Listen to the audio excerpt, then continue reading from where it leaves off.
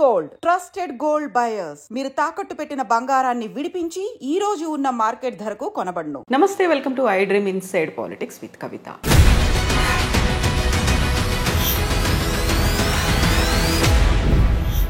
అక్రమంగా అమెరికాలో చొరబడ్డటువంటి వలసవాదుల్ని చేతులకి కాళ్ళకి సంకెళ్ళు వేసి మిలిటరీ విమానంలో పంపించేస్తోంది అమెరికా. అందులోనూ మన భారతీయులు కూడా ఉన్నారు. అయితే దీనిపై విపరీతమైనటువంటి విమర్శలు, వివాదాలు మొదలైపోయాయి. ఈ నేపథ్యంలోనే ప్రధానమంత్రి నరేంద్ర మోదీ 12-13 తారీఖుల్లో అమెరికాలో పర్యటించబోతున్నారు. పరిస్థితుల్లో ఏమైనా మార్పు వస్తుందా? ఏం జరగబోతోంది? మనతో పాటుగా ఉన్నారు డాక్టర్ జయప్రకాష్ నారాయణ గారు. సార్ నమస్తే. నమస్తే కవిత. సార్, గతంలోనే మనం మాట్లాడుకున్నాం, ట్రంప్కి ఒక సిద్ధాంతం అనేది లేదు, తను ఏది పట్టుబడితే అది చేసేస్తారు అనేది. నిజంగా ఇంతమంది వలసదారులు వచ్చారు, అందులోనూ మెక్సికో, ఎల్ సాల్వడార్ తర్వాత భారతీయులు అత్యధికంగా ఉన్నారు అనుకున్నప్పుడు వాళ్ళని కూడా పంపించడం అనేది కొంచెమన్నా వాళ్ళని ఒక మర్యాదపూర్వకంగా గౌరవంగా చూడలేదు. ఎందుకు కాళ్ళకి చేతులకు బేడీలు వేసి ఎందుకు పంపిస్తున్నారు అనే మాట సార్ ఎలా చూస్తున్నారు మీరు? మన కోణ నుంచి చూస్తే పాపం ఏదో బతుకు తెరువు కోసం పోయారు, వాళ్ళని పంపించేటప్పుడు ఇంత అవమానించి పంపించాలని మనకు అనిపిస్తుంది. సహజం, అది సహజంగా దేశంలో కొంత ఆవేదన ఉంటుంది. కానీ ఇంకో కోణం నుంచి చూడండి మీరు, అక్రమంగా వెళ్ళిన వాళ్ళు అంటే నేరస్తులు, ఏదో అన్ని వేసాలుండి అక్కడ చిన్న చిన్న పొరపాటు జరిగిన వాళ్ళు కాదు. లక్షల రూపాయలు ఈ మాఫియాకి, ఏది అక్కడ ట్రాఫికింగ్ దళారులకి ఇచ్చి వెళ్ళిన వాళ్ళు, నిరుపేదలు కూడా కాదు. 30-40 లక్షల రూపాయలు ఎవరు ఖర్చు పెట్టగలరు? అది ఒకటి. రెండోది, మన విమానాల్లో వాళ్ళని తీసుకొస్తే మన దేశానికి పద్ధతి వేరు. వాళ్ళ విమానాల్లో వాళ్ళు పంపిస్తున్నారు, ఎవరు ఒకళ్ళని కాదు. ఆ ప్లేన్లో ఉన్న వాళ్ళంతా ఇలా వచ్చిన వాళ్ళే. వాళ్ళు చాలా డెస్పరేట్ అయిపోయారు అనుకోండి. డెస్పరేషన్తో వెళ్ళింది అక్కడికి. విమానాన్ని మధ్యలో హైజాక్ చేశారనుకోండి, వీళ్ళందరూ ప్రయాణికులు అందరూ కలిసిపోయి హైజాక్ చేసేదో దాష్టికానికి పాల్పడ్డారు అనుకోండి, అప్పుడు ఏమవుతుంది? ఇప్పుడు వాళ్ళని అడిగితే వాళ్ళు ఆ మాట చెప్తారు. ఎందుకంటే మొత్తం విమానంలో కొన్ని సినిమాల్లో మీరు చూసుంటారు, నేరస్తుల్ని జైళ్ళకి వెళ్ళిన వాళ్ళని విమానాల్లో తరలిస్తుంటే వాళ్ళంతా హైజాక్ చేయటం అలాంటి సినిమాలు నాటకీయంగా అనిపించవచ్చు. కానీ విమానంలో ప్రయాణికులు అందరూ కూడా నేరస్తులైనప్పుడు, వాళ్ళ దృష్టిలో చాలా ఫ్రస్ట్రేషన్లో, చాలా డెస్పరేట్గా ఉన్నప్పుడు వాళ్ళందరూ కలిసి విమానంలో వెళ్తున్నారు, రైల్లో వెళ్ళట్లా, బస్సులో వెళ్ళట్లా. ఆ విమానాన్ని ఏమన్నా చేస్తే ఏమవుతుందని చెప్పిన భయం వాళ్ళకు ఉంటుంది. కాబట్టి వాళ్ళ ఫిజికల్గా అదుపు చేయటం, వాళ్ళు పారిపోతారు. విమానంలో ఎక్కడ పారిపోతారు? విమానంలో అందరూ కలిసి దాడి చేస్తే ఆ సిబ్బంది మీద, విమానాన్ని హైజాక్ చేసి ఎక్కడో సివిలియన్ ఏరియాలో క్రాష్ చేస్తానో, మరొకటి చేస్తానో, ఇంకోటి చేస్తానో ఏమవుతుందని చెప్పిన భయం వాళ్ళకు ఉంటుంది. అంచేత నా దృష్టిలో పరిష్కారం దానికి ఏంటంటే, ఈ చిన్న అంశానికి, నిజమైన అంశం ఇది కాదు. నిజమైన అంశం అక్రమంగా వెళ్లే వాళ్ళని ఆపించాలి. మనం కూడా మన ప్రయోజనాల దృష్ట్యా. సక్రమంగా వెళ్లే వాళ్ళకి నైపుణ్యంతో డాక్యుమెంట్స్ వెళ్లే వాళ్ళకి ఇబ్బందులు లేకుండా ఉండేట్టుగా మనం వాళ్ళతో కూర్చొని ఏర్పాటు చేసుకోవాలి. అది నిజమైన అంశం. మధ్యలో ఈ కొన్నాళ్ళకి మందేస్తూ ఉన్నాళ్ళు గుడిపోయినట్టుగా ఈ చిన్న అంశం మొత్తం చర్చలు పక్కన పట్టిస్తుంది. కానీ దీనికి నా దృష్టిలో పరిష్కారం, మీరు మీ విమానాల్లో గౌరవంగా మాకు దగ్గర తీసుకోండి అని చెప్పంటే దొరకదు. ఈ ప్రశ్న సమాధానం మన దగ్గర లేదు. మనం హామీ ఇవ్వగలమా? విమానంలో కూర్చునే వాళ్ళంతా కూడా ఏ రకంగా లేకుండా చాలా మర్యాదగా ఉంటారని. మామూలుగానే విమానంలో ప్రయాణం చేస్తుంటే ఎయిర్ హోస్టెస్ మరొకళ్ళు చాలా అవమానిస్తుంటారు, అరుస్తుంటారు మన కల్చర్లో. అలాంటి కొన్ని సంఘటనలు చూస్తుంటాం. కాబట్టి మా విమానాల్లో మేము తెచ్చుకుంటాం. ఒకసారి మీరు మాకు అప్పు చెప్పాక వాళ్ళ బాధ్యత మాది అని మనం తీసుకుని అవ్వకండి. మనం సంఖ్యలు వేస్తామో వేయకుండా ఉంటామో అంత మన బాధ. అప్పుడు గొడవ లేదు. అలా పరిష్కారం ఆలోచించాలి తప్ప ఇది భారత్ను అమెరికాకి మధ్య యుద్ధంగా ఈ విషయాన్ని భావించకూడదు. ఉద్రేకంతో మనం సాల్వ్ చేయాలి. అవతల వాళ్ళ బాధ కూడా గురించి. మన దేశం నుంచి ఉదాహరణకి పాకిస్తాన్కు మరో దేశానికి నేరస్తుని మనం పంపించాం. మనం అమెరికా స్థాయి కాదు. అప్పుడు మన దేశంలో ఉండాలని వాళ్ళని కోరుకోవట్లేదు. కానీ బాగా ఇక్కడే ఉండాలని కోరుకున్నది వాళ్ళకి. అక్కడికి పోతే భీతి అంటే గందరగోళం ఉంది. మరి వాళ్ళని ఏదో రకంగా కట్టడి చేయకపోయినట్టయితే, విమానాన్ని వాళ్ళు పక్కదో పట్టిస్తే ఏమవుతుంది? అంచేత మన విమానాల్లో మనం తెచ్చుకున్నట్టయితే ఇబ్బంది ఉండదు.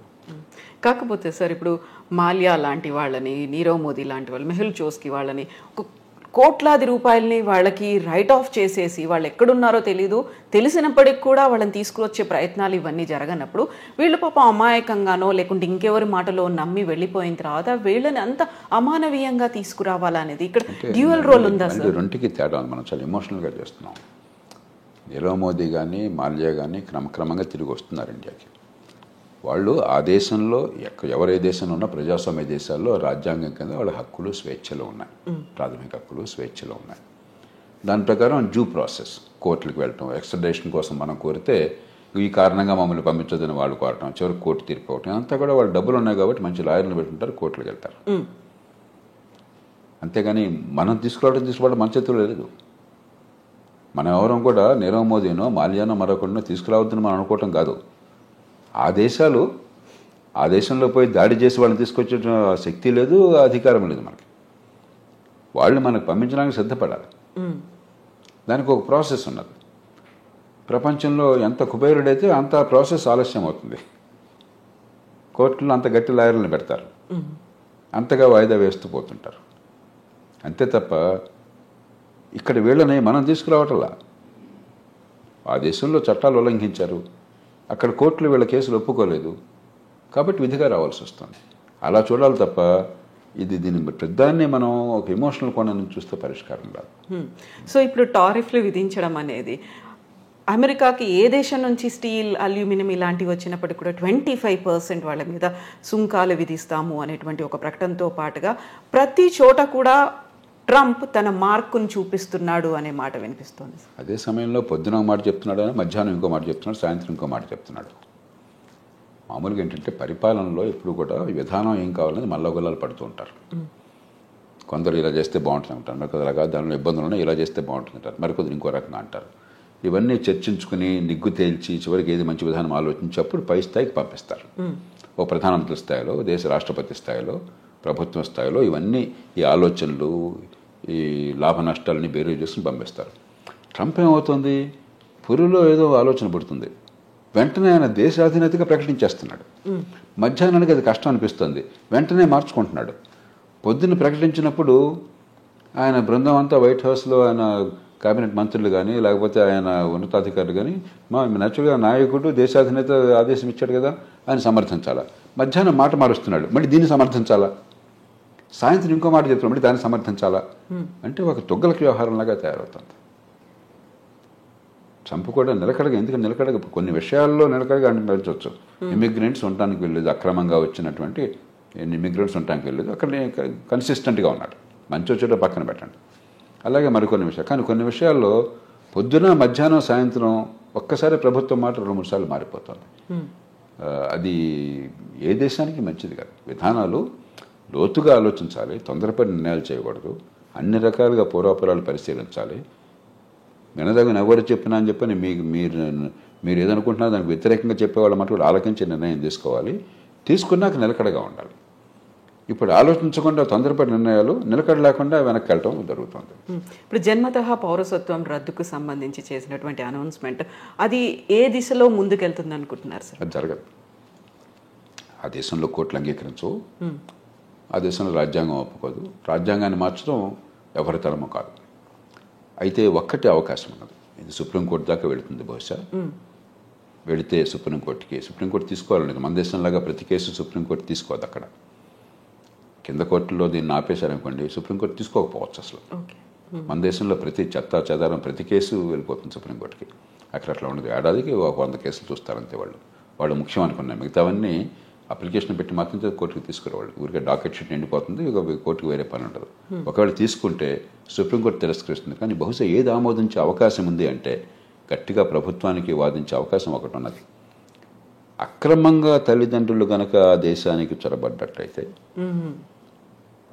ఏ రకమైన డాక్యుమెంట్ వేసా లేకుండా అలా చొరబడ్డాక ఈ దేశంలో బిడ్డలను కన్నట్టయితే వాళ్ళకి పౌరసత్వం రాజ్యాంగంలో పదజాలం ప్రకారం వాళ్ళకు కూడా ఉంటుంది, ఆ దేశంలో పుట్టారు కాబట్టి. కానీ రెండో పార్ట్ పదజాలం మళ్ళీ కొంచెం సందిగ్ధంగా ఉంది. కాబట్టి దేశంలోకి రావడమే అక్రమంగా ఉన్నారు కాబట్టి అక్రమంగా వచ్చిన వాళ్ళకు అక్రమంగా ఉన్న కాలంలో పుట్టితే వాళ్ళకి లేదని చెప్పని బహుశా కోర్టు ఒప్పుకోవచ్చు, మనకు తెలియదు. కాబట్టి భారతీయులకి ఇప్పుడు ఈ రకంగా అక్రమంగా వెళ్ళిన వాళ్ళకి ఇబ్బంది అవుతుంది. కానీ 195 మంది భారతీయులు ఈ దేశం నుంచి అమెరికా పోయేది చదువుకున్న వాళ్ళు, నైపుణ్యం ఉన్నవాళ్ళు, ఆ దేశంలోనే ఉన్నత విద్యను పొందిన వాళ్ళు చాలామంది, నైపుణ్యం వల్ల చాలా పూర్తిగా పద్ధతి ప్రకారం వీసా పొందిన వాళ్ళు. వాళ్ళకి ఎలాంటి ఇబ్బంది ఉండదు. మన ఊరికి అనవసరంగా కంగారు పడిపోయేది కంపెనీపోతే అనుకోవడం తప్ప నాకు 100కి వాళ్ళు ఏమాత్రం అనుమానం లేదు. కానీ అక్రమంగా చొరబడిన తల్లిదండ్రులకు పుట్టిన సంతానమైనట్లయితే సుప్రీంకోర్టు బహుశా వేరే స్టాండ్ తీసుకోవచ్చు. సార్, మీరు ఇప్పుడు 95% ప్రాపర్ మెథడ్లో వెళుతున్నారు అనుకున్నప్పుడు మిగతా 5%ని విమానాల్లో ఆ దేశాలకు పంపిస్తుంది. మన భారతదేశం వాళ్ళని ఎలా ట్రీట్ చేయాలి, ఏం చేయాలంటారు? అవగాహన కల్పించాలా మళ్ళీ? అవకాశం ఇప్పుడు ఈ దేశంలో 145 కోట్ల జనాభా ఉంది. 54 కోట్ల మంది పనిచేసేవాళ్ళు ఉన్నారు. దానిలో అత్యధికులు అసంఘటిత రంగం, రెక్కాడితే డొక్కాడిన వాళ్ళు, రేపు పొద్దున భోజనం ఎక్కడ దొరుకుతుంది తెలియని వాళ్ళు. కాబట్టి మన దేశంలో వాళ్ళేదో అక్రమ ఖర్చు పెట్టి అమెరికా వెళ్ళారు కాబట్టి వాళ్ళని ప్రత్యేకంగా నెత్తినెక్కించుకోవడం సాధ్యం కాదు. అందరి పౌరులతో సమానం. ఈ దేశంలో అందరికీ ఏ ప్రయత్నాలు చేయగలుగుతాం మనకున్న వనరులతో, మనకున్న పరిస్థితుల్లో, మనకున్న అవకాశాలతో ఆ ప్రయత్నాలు వాళ్ళకి చేస్తాం తప్పితే వీళ్ళని ప్రత్యేకంగా నెత్తిన పెట్టుకోవడం నేను చెప్పిన మాట రుచించకపోవచ్చు. ఎందుకంటే మన దేశంలో 2 రోజులు కొంచెం ప్రచారంలోకి వస్తే అది ప్రపంచంలో మోస్ట్ ఇంపార్టెంట్ ఇష్యూ. అంటే భారతదేశంలో ఈ కోట్ల మంది భవిష్యత్తు అక్కర్లేదా మనకి? కాబట్టి ఖచ్చితంగా ఈ దేశంలో ఉన్న మేరకు ఆ పరిస్థితులను బట్టి అవకాశాలు ఉంటాయి. అక్కడి నుంచి వచ్చేవాళ్ళు మరి ఇంకోటి గమనించండి, అత్యధికులు లక్షలాది రూపాయలు ఖర్చు పెట్టి వెళ్ళిన వాళ్ళు. కాబట్టి వాళ్ళు కొంత సొంతంగా బతకగల వాళ్ళు, బతకలేని వాళ్ళు కాదు. అందులో మనం చర్చ చేసినప్పుడు కూడా పత్రికల్లో కానీ టీవీల్లో కానీ ఇదేది మిడిల్ ఈస్ట్ అనుకోండి, అక్కడికి వెళ్ళిన వాళ్ళు అత్యధికులు, కొందరు బాగా నైపుణ్యం ఉన్నవాళ్ళే, మిగతా వాళ్ళు పాపం కాయ కష్టం చేయడం కోసం వెళ్ళిన వాళ్ళు. అది ఇది ఒకటి కాదు. అంచేత మనం ఖచ్చితంగా సానుభూతి చూపెట్టాలి. అంతేగాని మిగతా అన్ని వదిలేసి వీళ్ళ కోసం ప్రత్యేకంగా ప్రభుత్వాలు చేయమంటే మిగతా ప్రజలంతా ఏంటి? ఈ దేశంలో ఒక భేద దేశం, కోట్ల మంది అసంఘటిత రంగంలో ఉన్నారు. 185-90 మంది నెల జీతం లేనటువంటి కష్టపడి పనిచేస్తున్న వాళ్ళు, రెక్కాడి దగ్గర డొక్కాడిన వాళ్ళు. అందరి సంగతి పట్టించుకోవాలి ప్రభుత్వం. అందరితో పాటు తప్ప అందరికంటే ఎక్కువగా నెత్తిన పెట్టుకోవడం సాధ్యమో కాదు, అవసరమో లేదు. సో ఇప్పుడు మోదీ విజిట్ అనేది ఉంది సార్, రెండోసారి మా రాష్ట్రపతి అయిన తర్వాత వెరీ ఫస్ట్ టైం మీట్ అనేది ఉంది. ఏం జరుగుతుంది సార్? ఏమేమి ఎక్స్పెక్ట్ చేయొచ్చు మనం? ఇప్పుడు 3 విషయాలు. ఒకటి, ఇవన్నీ పక్కన పెడితే పార్టీ ఏదన్నా ఒకటి అమెరికాలో భారత్కి అమెరికాకి చాలా విషయాల్లో ఏకాభిప్రాయం ఉన్నది, ఉమ్మడి ప్రయోజనాలు ఉన్నాయి. అందుకనే వ్యూహాత్మకమైన ఒప్పందం, స్ట్రాటజిక్ అలయన్స్ అంటున్నాం. ఎందుకంటే చైనా ఒక పెద్ద భూతంలా కనిపిస్తుంది, వాళ్ళకి భూతం మనకి భూతం, వివిధ కారణాల వల్ల. ఆ నేపథ్యంలో దాన్ని మరింత సంఘటితం చేయడం, బలోపేతం చేయడం. రెండోది, ఇవన్నీ ఒక రకంగా చిన్న చిన్న సమస్యలు, పెద్ద సమస్యలు కాదు. మనకేదో పేపర్లో హెడ్లైన్ వచ్చింది కాబట్టి అనిపిస్తుంది. కానీ ఒక 10,000 మంది 20,000 మంది అక్రమంగా చొరపడిన వాళ్ళని తిరిగి పంపించడం అనేది లార్జర్ కాంటెక్స్ట్లో చాలా చిన్న సమస్య. అమెరికాలో బహుశా 50 లక్షల మంది భారతీయులు ఉన్నారు. 10,000 మంది 15,000 మంది లక్ష ఏంటి అసలు? వాళ్ళంతా అధికారికంగా చట్టబద్ధంగా వీసాలతో వెళ్ళిన వాళ్ళు. కానీ ఇలాంటి చిన్న చిన్న ఉంటాయి. ఇవన్నీ కూడా పరిష్కారం ఉభయతారకంగా కొంత ప్రయత్నం చేయడం. కానీ కీలకమైనది ఏంటంటే వాణిజ్యం, అంతర్జాతీయ వాణిజ్యం. భారతదేశానికి అమెరికాతో మిగులు ఉన్నది, కానీ పెద్ద మిగులు లేదు. పెద్ద మిగులు ఉన్నది అమెరికాకి కెనడాతో ఉన్నది, అంతకంటే ఎక్కువ మెక్సికోతో ఉన్నది, చైనాతో, మెక్సికోతో, కెనడాతో ఉన్నది. వియట్నాంతో దాదాపు $62 బిలియన్ మిగులు ఉన్నది. చిన్న దేశం, గోచిపాత దేశం. మంది $60 బిలియన్, మంది $30 బిలియన్ అంతా మిగులుంది మనకి, భారత్కి. అమెరికా ఒక్కటే పెద్ద దేశం, మనకి అసలు మిగులు ఉన్నది. తగ్గించాలని ఒత్తిడి ఉంటుంది. అందుకనే మన బడ్జెట్ కూడా కొంత మనం దిగుమతి సుంకాలు తగ్గించే ప్రయత్నం చేశాం. ఉభయతారకంగా ఆయన మనసును గుర్తిరిగి కాస్త ఆయన్ని ప్రసన్నం చేసుకోవటం, అదే మన ప్రయోజనాలను కాపాడుకోవటం. మనం నష్టపోకూడదు. అవతల వాళ్ళకి మీరు అంత భీష్మించి కూర్చున్నప్పుడు వాళ్ళకి ఏదో కొన్ని చూపెట్టాలి. కాబట్టి వాణిజ్యం విషయంలో ఏం చేయాలి? ఈ 3 ప్రధానమైన అంశాలు అవుతాయి చర్చలో. సో మన దగ్గర నుంచి వస్తున్నటువంటి దిగుమతుల మీద కూడా విపరీతమైనటువంటి సుంకం పెట్టబోతున్నారు, టారిఫ్లు విధిస్తారు అనే మాట అంత ఎక్కువ ఉంటుంది. వీళ్ళకి మనకి ఏంటంటే ఇదిగో పుల్లడి దిగుతో అంటున్నాం మనం. మెక్సికో నుండి కెనడా మీద సుంకాలు పెడతా ఉన్నారు, మళ్ళీ వెంటనే మధ్యాహ్నానికి మార్చేశారు, సాయంత్రం ఇంకోటి అన్నారు. మన మీద కూడా ఇవన్నీ ఏంటంటే నెగోషియేటింగ్ టాక్టిక్. ఒక ప్రభుత్వాధినేత నెగోషియేటింగ్ టాక్టిక్స్ మనకి సంప్రదింపుల్లో మాట్లాడేటువంటి వాటిని అనాలోచితంగానో లేకపోతే తాత్కాలికంగానో విధానంగా అంత ఆర్భాటం చేసి ప్రకటించకూడదు. ట్రంప్ స్టైల్ అది, ఆయన తీరే అది. మనం ఏం చేస్తాం, ఆయన తీరుని మార్చలేం కదా. పుట్టుకతో వచ్చిన బుద్ధి పుట్టుకలతో ఏమైనా పోదని చెప్పిన మన చేతుల్లో ఏం లేదు. అంచేత మన మీద కొంత ఒత్తిడి మన మీద ఉంటుంది, కానీ భయంకరంగా ఏముండదు. మనం కూడా కొంచెం ఉభయతారకంగా వ్యవహరించినట్టయితే, మన ప్రయోజనాన్ని కాపాడుకుంటూ ఒడుకు వ్యవహరించినట్టయితే మనకి పెద్దగా నష్టం ఉంటుంది. సో ఫస్ట్ 100 డేసే కీలకమైనప్పుడు మీరు చెప్పినట్టుగా ఇన్ని కన్ఫ్యూజింగ్ నిర్ణయాలు పూటకొకటి మారుతూ ఉన్నప్పుడు వాట్ అబౌట్ మిగతా టెన్యూర్ అనేది ఎలా ఉంటుంది అనుకోవచ్చు సార్? ఇప్పుడు అమెరికాకి ఏమవుతుందో అమెరికా వాళ్ళు చూస్తుంటారు, మీకు నాకు బాధపడాల్సిన అవసరం లేదు. ప్రపంచానికి ఏమవుతుందని ఆలోచించాలి. ఏమవుతుందంటే అమెరికా తిరుగులేని నాయకత్వం ఉన్న దేశం, ఆర్థికంగా కానీ సైనిక పరంగా కానీ. ప్రపంచంలో కాస్త ఏమనాలి, ఒక కోఆర్డినేషన్, కొన్ని మౌలిక సూత్రాలు, కొన్ని మౌలికమైనటువంటి పద్ధతులు, అంతర్జాతీయ వాణిజ్యం కావచ్చు, మరొకటి కావచ్చు, ఇలాంటి విషయాల్లో అమెరికా ఒక పెద్ద పాత్ర వహిస్తోంది. అమెరికా ఆదర్శంగా ఉంటుంది. అది క్రమేణా పలచబడుతుంది ఇది కొనసాగితే.